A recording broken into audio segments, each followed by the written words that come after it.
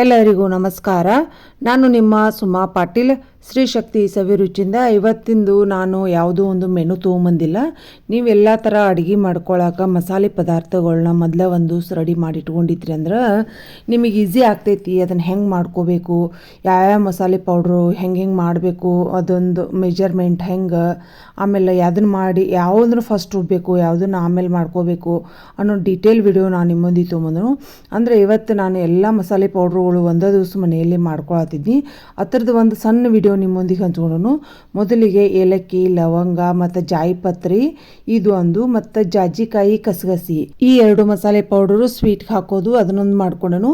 ಆಮೇಲೆ ಇದೆ ಗರಂ ಮಸಾಲೆಗೆ ನಾನು ಆಲ್ರೆಡಿ ಎಲ್ಲ ಸಪ್ರೇಟ್ ವಿಡಿಯೋ ಹಾಕಿದನು. ಇವನ್ನೆಲ್ಲ ನಿಮಗೆ ಮಾಡಾತೀನಿ ನಾನು ಜಸ್ಟ್ ನಾನೊಂದು ಸ್ವಲ್ಪ ತೋರಿಸೋದಕ್ಕಷ್ಟ ಮಾಡಿದೆನು.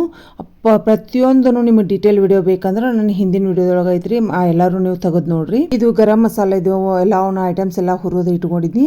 ಆಮೇಲೆ ಇದೆ ಪಲಾವ್ ಮಸಾಲೆ. ನಾನು ಮಾಡೋದು ಮಸಾಲೆ ಅನ್ನದ್ದು ಒಂದು ಸ್ವಲ್ಪ ಡಿಫ್ರೆಂಟ್ ಆಗಿರ್ತೈತಿ, ಅದ್ರದ್ದು ಡೀಟೇಲ್ ವಿಡಿಯೋ ಹಾಕಿದನು. ಇದಕ್ಕೊಂದಿಷ್ಟು ಅವನ್ನೆಲ್ಲ ಮೊದಲಿಗೆ ಹುರಿದು ರೆಡಿ ಮಾಡಿ ಇಟ್ಕೊಂಡಿದ್ನಿ. ಅನ್ನದ ಮಸಾಲೆ, ಏಲಕ್ಕಿ ಪುಡಿ, ಕಸಗಸಿ ಪುಡಿ ಮತ್ತು ಗರಂ ಮಸಾಲೆ ಇದೆಲ್ಲ ಇವನು ಹುರಿದು ರೆಡಿ ಮಾಡಿ ಇಟ್ಕೊಂಡು, ಆಮೇಲೆ ಸಾಂಬಾರು ಪೌಡ್ರ್ ಒಂದು ಸ್ವಲ್ಪ ಕ್ವಾಂಟಿಟಿ ಹೆಚ್ಚಿಗೆ ಒಳಗೆ ಮಾಡಾಕತ್ತಿದ್ನಿ ನಾನು. ಅಂದ್ರೆ ಅರ್ಧ kg ಅಷ್ಟು ಕ್ವಾಂಟಿಟಿ ಮಾಡತ್ತಿದ್ನಿ. ಅದಕ್ಕೆ ಉದ್ದಿನಬೇಳೆ, ಕಡಲೆಬೇಳೆ ಸಮ ಪ್ರಮಾಣದಾಗ ತೊಗೊಂಡು ಮೆಣಸಿನಕಾಳು, ಮೆಂತ್ಯಕಾಳು, ಕೊತ್ತಂಬರಿ ಕಾಳು, ಜೀರಿಗೆ ಇವನ್ನೆಲ್ಲನೂ ಸಪ್ರೇಟಾಗಿ ಹುರಿದು, ಆಮೇಲೆ ಒಂದು ಸ್ವಲ್ಪ ಚಕ್ಕೆ, ಲವಂಗ ಮತ್ತು ಚಕ್ಕರೆ ಮೊಗ್ಗಿ ಇವನೊಂದು ಸ್ವಲ್ಪನ ಹಾಕಿದ್ದೇನೆ ನಾನು ಸಾಂಬಾರು ಪೌಡ್ರಿಗೆ. ಇದ್ರದ್ದು ಡೀಟೇಲ್ ವಿಡಿಯೋ ಆಲ್ರೆಡಿ ಹಾಕಿದೆನು. ಒಂದು ಸ್ವಲ್ಪ ಕರಿಬೇವನ್ನು ಅದ್ರೊಳಗನ ಎಣ್ಣೆ ಒಳಗೆ ಹಾಕಿ ಅದೊಂದು ಸ್ವಲ್ಪ ಬಿರುಸಾಗೋ ಮಟ್ಟ ಒಂದು ಕಡಾಯಿ ತೆಗೆದಿಡಬೇಕು. ಆಮೇಲೆ ಅದಕ್ಕೊಂದು ಮತ್ತೊಂದು ಸ್ವಲ್ಪ ಎಣ್ಣೆ ಹಾಕಿ ಒಣ ಮೆಣಸಿನ್ಕಾಯಿ, ಅಂದ್ರೆ ನಾನು ಒಂದು ಸ್ವಲ್ಪ ಒಣ ಮೆಣಸಿನ್ಕಾಯಿ ಹಾಕಿದೆನು.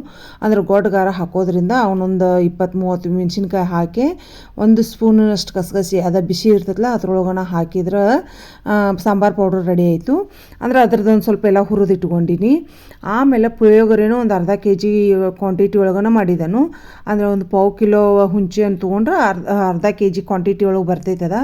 ಆ ಥರದ್ದು ಡೀಟೇಲ್ ವಿಡಿಯೋ ಹಾಕಿದನು. ಈ ರೀತಿಯಾಗಿ ಎಲ್ಲ ಮಸಾಲೆಗಳು ಒಂದೇ ದಿನ ನಾನು ಮಾಡಿ ಇಟ್ಕೊಂಡೆ ಅಂದ್ರೆ ಈಸಿ ಆಗ್ತೈತಿ. ಆಮೇಲೆ ನಾವೆಲ್ಲ ಈ ರೀತಿ ಬಾಟ್ಲಿಗಳೆಲ್ಲ ಕಾಜಿನ ಬಾಟ್ಲಿಗಳು ತೊಳೆದು ಕಾಸು ಬಿಸಿಲಿಗೆ ಒಣಗಿಸ್ಕೊಂಡು ಅದ್ರೊಳಗೆ ನಾವೆಲ್ಲ ಪೌಡ್ರ್ ಹಾಕಿಟ್ಕೊಂಡ್ರೆ ಮಿನಿಮಮ್ ಇಲ್ಲ ಅಂದರೂ ನೀವು ಭಾಳ ಮಂದಿ ಇದಾರಂದ್ರೆ ಒಂದು 3-4 ತಿಂಗಳು ಆಗ್ತೈತಿ.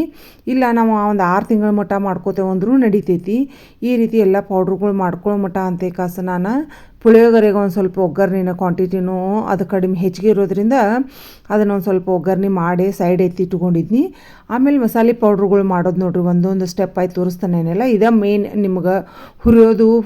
ಫಸ್ಟ್ಗೆ ಹೆಂಗೆ ಹುರಿದಿರ್ತಲ್ಲ ಹಂಗೆ ರುಬ್ಕೋಬೇಕು. ಮೊದಲಿಗೆ ನಾನು ಏಲಕ್ಕಿ, ಲವಂಗ, ಜಾಯಿಪತ್ರಿ ಮಾಡಿದ್ನಿ. ಅದನ್ನು ಪೌಡ್ರ್ ಮಾಡಿ ಅದನ್ನು ತೆಗೆದಿಟ್ಟೋನಿ. ಅಂದರೆ ಇದು ಹುಗ್ಗಿ, ಸ್ವೀಟ್ ಏನೇ ಸ್ವೀಟ್ ಐಟಮ್ಸ್ ಮಾಡಿರಿ ನೀವು ಅದಕ್ಕೆ ಬರ್ತೈತಿ. ಆಮೇಲೆ ಕಸಗಸಿ, ಜಾಜಿಕಾಯಿ ಅದನ್ನು ಪೌಡ್ರ್ ಮಾಡಿ ತೆಗೆದಿಟ್ಕೊನಿ.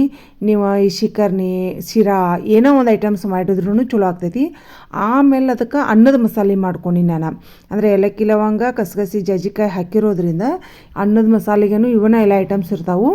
ಅದಕ್ಕೆ ಸಾಜೀರಿಗೆ, ಊಟ ಜೀರಿಗೆ ಅವನ್ನೆಲ್ಲ ಒಂದು ಸ್ವಲ್ಪ ತೆಗೆದಿಟ್ಕೊಂಡು ಊಟನು ಏನಿರ್ತಾವಲ್ಲ ಏಲಕ್ಕಿ, ಲವಂಗ ಅವನು ಫಸ್ಟ್ಗೆ ರುಬ್ಬಿ ಮಾಡ್ಕೊಂಡು ಆಮೇಲೆ ಸಣ್ಣ ಜೀರಿಗೆ, ಊಟಿನ ಜೀರಿಗೆ ಹಾಕಿ ಪೌಡ್ರ್ ಮಾಡಿ ಈ ರೀತಿ ಕಾಜಿನ ಬಾಟ್ಲೆದೊಳಗೆ ಹಾಕಿ ಸ್ಟೋರ್ ಮಾಡಿ ಇಟ್ಕೋರಿ ನೀವು, ನಿಮಗೆ ಚಲೋ ಆಗ್ತೈತಿ.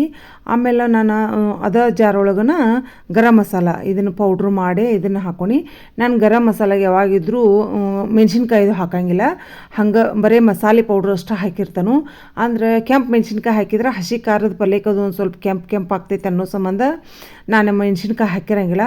ಆಮೇಲೆ ಪುಳಿಯೋಗರೆ ಪೌಡ್ರ, ಸಾಂಬಾರು ಪೌಡ್ರ ಒಂದು ಸ್ವಲ್ಪ ಕನ್ಫ್ಯೂಸ್ ಆಗ್ತೈತಿ, ಅದ್ರ ಸಂಬಂಧ ನಾನು ಗರಂ ಮಸಾಲಕ್ಕೆ ಯಾವಾಗಿದ್ರೂ ಮೆಣಸಿನ್ಕಾಯಿ ಹಾಕಂಗಿಲ್ಲ. ಆಮೇಲೆ ನಾನು ಸಾಂಬಾರು ಪೌಡ್ರ್ ಮಾಡ್ಕೊಂಡು ಅದೇ ಜಾರ್ ಒಳಗನ ಒಂದೇ ದಿವ್ಸನ ನೀವೆಲ್ಲ ಈ ರೀತಿ ಮಾಡಿ ಇಟ್ಕೊಂಡ್ರಂದ್ರೆ ಒಂದು ದಿವ್ಸ ಖಾಲಿ ಆದ್ರಂದ್ರೆ ನೀವು ಒಂದು 3-4 ತಿಂಗಳ ಮಟ್ಟ ನೀವು ಮಸಾಲೆ ಪೌಡ್ರದ್ದು ಏನೂ ಟೆನ್ಷನ್ ಇರೋಂಗಿಲ್ಲ. ಅದಕ್ಕೋಸ್ಕರ ನಾನು ನಿಮಗೆಲ್ಲ ಇವನ್ ಪೌಡ್ರುಗಳು ಸ್ಟೆಪ್ ಬೈ ಸ್ಟೆಪ್ ಮಾಡೋದು ತೋರ್ಸಾತನು. ಸಾಂಬಾರು ಪೌಡ್ರಿಗೆ ಒಂದು ಸ್ವಲ್ಪ ಮೆಣಸಿನ್ಕಾಯಿ ಹಾಕಿದ್ನಿ ನಾನು. ಅವ್ನು ಮೆಣಸಿನ್ಕಾಯಿ ಮೊದಲು ರುಬ್ಬಿ ಪುಡಿ ಮಾಡಿ ಇಟ್ಕೊಂಡು ಆಮೇಲೆ ನಾವು ಮಸಾಲೆ ಪೌಡ್ರುಗಳೆಲ್ಲ ಮಾಡ್ಕೊಂಡು ಮತ್ತೊಮ್ಮೆ ಮಿಕ್ಸಿಗೆ ಹಾಕ್ಬೇಕು ಇದನ್ನು. ಅಂದರೆ ಮೊದಲಿಗೆ ಒಂದು ಸ್ವಲ್ಪ ದೊಡ್ಡ ಜಾರ್ ಒಳಗೆಲ್ಲರೂ ತರಿಯಾಗಿ ಪೌಡ್ರ್ ಮಾಡೀನಿ. ಆಮೇಲೆ ಈ ರೀತಿ ಸಣ್ಣ ಜಾರ್ ಒಳಗೆ ನೋಡ್ರಿ ಇಲ್ಲಿ ಸಾಫ್ಟ್ ಮೆತ್ತಗೆ ಸಣ್ಣಗೆ ಪುಡಿ ಮಾಡ್ಕೊಂಡು ಈ ರೀತಿಯಾಗಿ ಸಾಂಬಾರು ಪೌಡ್ರ್ ಘಮ ವಾಸ ಬರತ್ತಿತ್ತು. ಅದನ್ನು ಮಾಡಿ ಅದನ್ನೊಂದು ಸಪ್ರೇಟ್ ತೆಗೆದಿಟ್ನಿ. ಈ ರೀತಿ ನೀವು ಮನೆಯಲ್ಲಿ ಮಾಡಿಟ್ಕೊಂಡ್ರೆ ಅಂದ್ರೆ ಟೇಸ್ಟು ಆಗ್ತೈತಿ ಸಾಂಬಾರು. ನನ್ನ ಸಾಂಬಾರು ಪೌಡ್ರ್ ಅಂತೂ ಭಾಳ ಬೆಸ್ಟ್ ಆಗಿರ್ತೈತಿ. ಯಾವಾಗಿದ್ದರೂ ನಾನು ಆಲ್ರೆಡಿ ವಿಡಿಯೋ ಹಾಕಿದ್ದನು, ನೀವು ಅದ್ರೊಳಗೆ ಮಾಡಿ ಕಾಸು ನೋಡಿರಿ, ಸ್ಟೆಪ್ ಬೈ ಸ್ಟೆಪ್ ಹಾಕಿದ್ದೇನೆ ಅದ್ರೊಳಗೆ, ಅದನ್ನು ಮಾಡ್ಕೊರಿ ನೀವು. ಆಮೇಲೆ ನಾನೇನು ಪುಳಿಯೋಗರೆ ಪೌಡ್ರ್ ಏನು ಮಾಡಿದ್ನಲ್ಲ, ಇದಕ್ಕೂ ನಾನು ಒಂದು ಸ್ವಲ್ಪ ಒಣ ಮೆಣಸಿನ್ಕಾಯಿ ಹಾಕಂಗಿಲ್ಲ. ಯಾಕಂದ್ರೆ ಸಾಂಬಾರು ಪೌಡ್ರ್ ನಾನು ಮೆಣಸಿನ್ಕಾಯಿ ಹೆಚ್ಚಿಗೆ ಇಟ್ಕೊಂಡಂಗಿಲ್ಲ. ಆಲ್ಮೋಸ್ಟ್ ನಾನು ಪುಡಿಗಾರನ ಹಾಕ್ತೇನೆ ಪುಳಿಯೋಗರೆಗೆ. ಮಸಾಲೆ ಪೌಡ್ರು ಇವನ್ನೆಲ್ಲ ಮೊದಲಿಗೆ ಒಂದು ಸ್ವಲ್ಪ ತರಿಯಾಗಿ ಪೌಡ್ರು ಮಾಡ್ಕೊಂಡು ಒಂದು ಬೌಲ್ ಒಳಗೆ ತೆಗೆದಿಟ್ಕೊಂಡು, ಇದಕ್ಕೆ ಈಗ ನೋಡಿರಿ ಈ ಟೈಮ್ ಒಳಗೆ ಅಚ್ಚ ಖಾರದ ಪುಡಿ ಅಂದ್ರೆ ಖಾರದ ಪುಡಿ ಪೌಡ್ರ್ ಇರ್ತೈತಲ್ಲ, ಅದನ್ನು ಒಂದು ಸ್ವಲ್ಪ ಅರಿಶಿನ ಹಾಕಿ ಈ ರೀತಿ ಚೆನ್ನಾಗಿ ಮಿಕ್ಸ್ ಮಾಡಿಟ್ಕೋಬೇಕು.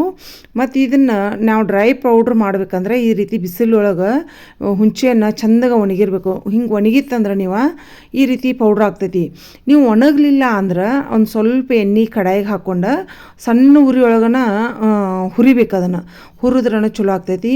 ನಾನು ಇದು ಮಸಾಲೆ ಪೌಡ್ರದು ಎಲ್ಲ ಭಾಳ ಮಾಡೋದಿತ್ತಲ್ಲ, ಅದಕ್ಕೆ ನಾನು ಒಲೆ ಮೇಲೆ ಅಲ್ಲೇ ಕುಂತು ಮಿಕ್ಸಿನೂ ಅಲ್ಲೇ ಇಟ್ಕೊಂಡು ಕಟ್ಗೆ ಒಲೆ ಮೇಲಿಂದನೇ ನಾನು ಮಾಡಿದ್ನಿ. ಮೊದಲಿಗೆ ಪುಳಿಯೋಗರೆಗೆ ಅದನ್ನೆಲ್ಲ ಏನು ಮಸಾಲೆ ಪೌಡ್ರ್ ಮಾಡೀನಿ, ಆಮೇಲೆ ಹುಂಚೆಹಣ್ಣು ಹಾಕಿದ್ನಿ, ಆಮೇಲೆ ಪೌಡ್ರ್ ಮಾಡಿ ಅದನ್ನು ಹಾಕಿ ಖಾರ ಹಾಕಿ ಬೆಲ್ಲ ಸಣ್ಣ ಜಜ್ಜಿ ಹಾಕಿ ಈ ರೀತಿ ಪುಳಿಯೋಗರೆ ಪೌಡ್ರ್ ಮಾಡೀನಿ. ಇದು ನೋಡ್ರಿ ನನಗೆ ಒಂದು ಅರ್ಧ kgಕ್ಕಿಂತ ಹೆಚ್ಚಾಗೈತಿ. ಅಂದ್ರೆ ಹುಂಚೆಹಣ್ಣು 1/4 ಕಿಲೋದಷ್ಟು ತೊಗೊಂಡನು.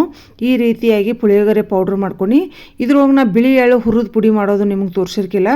ಮೇನ್ ಇಂಗ್ರೀಡಿಯೆಂಟ್ಸ್ ಮತ್ತು ಇದೇ ಟೇಸ್ಟ್ ಕೊಡೋದು. ಬಿಳಿ ಎಳ್ಳು ಪುಡಿ ಇಲ್ಲದೆ ನಿಮ್ಮ ಪುಳಿಯೋಗರೆ ಪೌಡ್ರ್ ಆಗಂಗಿಲ್ಲ, ಟೇಸ್ಟು ಕೊಡೋಂಗಿಲ್ಲ. ಈ ರೀತಿಯಾಗಿ ನಾನು ಪುಳಿಯೋಗರೆ ಪೌಡ್ರ್ ಒಂದು ಅರ್ಧ kg ಅಷ್ಟು, ಆಮೇಲೆ ಸಾಂಬಾರು ಪೌಡ್ರು ಒಂದು ಅರ್ಧ kg ಅಷ್ಟು, ಈ ರೀತಿ ಎಲ್ಲ ಮಸಾಲೆಗಳು ಮಾಡ್ಕೊಂಡು ಇದಕ್ಕೆ ಒಗ್ಗರಣೆ ಅಂತೂ ಮೊದಲೇ ಮಾಡಿಟ್ಟೀನಿ, ನಿಮಗೆ ತೋರಿಸಿದ್ನಿ ನಾನು. ಅದು ಪೂರ ಆರಿರಬೇಕು. ಅಂದರೆ ಇವೆಲ್ಲ ಪೌಡ್ರುಗಳು ಮಾಡೋ ಮಟ್ಟ ಅಂದ್ರೆ ಒಗ್ಗರಣೆ ಆರಿರ್ತೈತಂತೆ. ಮೊದಲೇ ನಾನು ಒಗ್ಗರಣೆ ಮಾಡಿ ಇಟ್ಕೊಂಡಿನಿ. ಬಿಳಿ ಎಳ್ಳಿನ ಪುಡಿ ಒಂದು ಸ್ವಲ್ಪ ತರಿಯಾಗಿ ಮಾಡಿ ಈ ರೀತಿಯಾಗಿ ನೋಡ್ರಿ ಪುಳಿಯೋಗರೆ ಪೌಡ್ರ್ ಮಾಡ್ಕೊಂಡು, ಪುಳಿಯೋಗರೆ ಪೌಡ್ರ್ ಆಗಲಿ ಸಾಂಬಾರು ಪೌಡ್ರ್ ಮಾಡಿದ್ನಿ, ಆಮೇಲೆ ಗರಂ ಮಸಾಲ ಈ ರೀತಿಯಾಗಿ ನೀವು ಕಾಜಿನ ಬಾಟ್ಲೆದೊಳಗೆ ಹಾಕಿ ಇಟ್ಕೊಂಡ್ರೆ ಅಂದ್ರೆ ಚಲೋ ಆಗ್ತೈತಿ. ಅನ್ನದ ಮಸಾಲ, ಆಮೇಲೆ ಏಲಕ್ಕಿ ಪುಡಿ, ಕಸಗಸಿ ಪುಡಿ, ಇವಿಷ್ಟು ಪೌಡ್ರುಗಳು ನಾನು ಇವತ್ತಿನ ಮಾಡಿ ಇಟ್ಕೊಂಡಿದ್ನಿ. ಇವನೊಂದು ಸಪ್ರೇಟಾಗಿ ನಾನು ಆಲ್ರೆಡಿ ವಿಡಿಯೋನು ಹಾಕಿದನು. ನೀವೆಲ್ಲರೂ ತೆಗೆದು ನೋಡಿ ಮಾಡ್ಕೋರಿ ಮನೆಯಲ್ಲೇ. ನಾನೆಲ್ಲ ಅಡುಗೆ ವಿಡಿಯೋಗಳು, ಪೂಜಾ ವಿಡಿಯೋಗಳು ನಿಮಗೆಲ್ಲರಿಗೂ ಇಷ್ಟ ಆಗತ್ತಾವಂತ ತಿಳ್ಕೊಂಡು ಎಲ್ಲರೂ ಲೈಕ್ ಮಾಡತ್ತೀರಿ, ಶೇರ್ ಮಾಡತ್ತೀರಿ, ಕಮೆಂಟ್ಸ್ ಮೂಲಕ ನಿಮ್ಮ ಅನಿಸಿಕೆಗಳು ಅಂತ ತಿಳಿಸತ್ತೀರಿ. ನಿಮ್ಮೆಲ್ಲರ ಸಪೋರ್ಟ್ ಸದಾ ಯಾವಾಗಿದ್ರು ಹೀಗೆ ಇರಲಿ. ಯಾರೆಲ್ಲ ನನ್ನ ಚಾನಲ್ ಫಸ್ಟ್ ಟೈಮ್ ನೋಡ್ತಾರಲ್ಲ ಅವರು ಸಬ್ಸ್ಕ್ರೈಬ್ ಮಾಡೋದಂತೂ ಮರೆಯಾಕೋಬೇಡ್ರಿ. ವಿಡಿಯೋ ಇಷ್ಟ ಆದಾರಂತೂ ಲೈಕ್ ಬಟನ್ ಕೊಡೋದಂತೂ ಮರೆಯಾಕೋಬೇಡ್ರಿ. ಈ ವಿಡಿಯೋ ನಿಮಗೆ ಮಾಡಿ ಹಾಕಿರೋದ್ರಿಂದ ನಿಮಗೆಲ್ಲರಿಗೂ ಯೂಸ್ ಆಗ್ತೈತಿ ಮತ್ತು ಹೆಲ್ಪ್ ಆಗ್ತೈತಿ ಅಂತ ಅಂದ್ಕೊಂಡು ಈ ವಿಡಿಯೋ ನೋಡಿ ನಿಮಗೆ ಇಷ್ಟ ಆದ್ರೆ ನನಗೆ ಮೆಸೇಜ್ ಮೂಲಕ ನಿಮ್ಮ ಅನಿಸಿಕೆಗಳನ್ನು ತಿಳಿಸ್ರಿ. ನಿಮ್ಮೆಲ್ಲರ ಸಪೋರ್ಟ್ ಸದಾ ಯಾವಾಗಿದ್ರು ಹೀಗೆ ಇರಲಿ. ಎಲ್ಲರಿಗೂ ಮತ್ತೊಮ್ಮೆ ತುಂಬ ಧನ್ಯವಾದಗಳು. Thank you so much.